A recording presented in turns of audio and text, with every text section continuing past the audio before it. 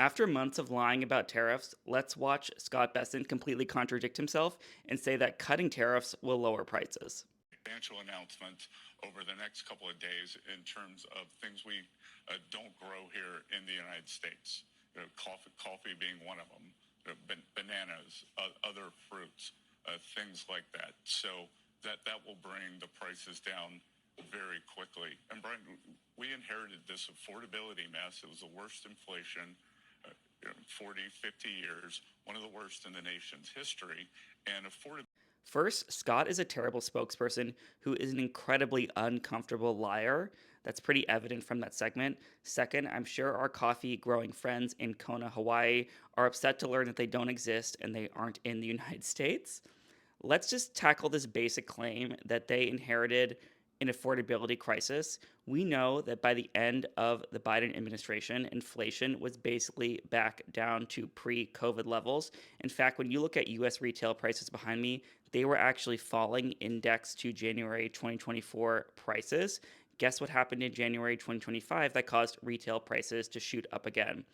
Tariffs. And if you notice here, they cause both imported and domestic good prices to rise. Why? Because domestically produced retail goods require imported inputs. And also, if you produce things locally and you compete with foreign goods whose prices have gone up due to tariffs, you can raise your own prices. So, tariffs raise the prices of not just imported goods, but also domestically produced goods, which is something a lot of people don't want to mention or seem to not be aware of. Then the White House put out this insane statement that is just full of lies, and they seem to have no shame about lying about everything as usual. They claim government spending is down. That is not true. And they're saying all the new jobs have been created in the private sector.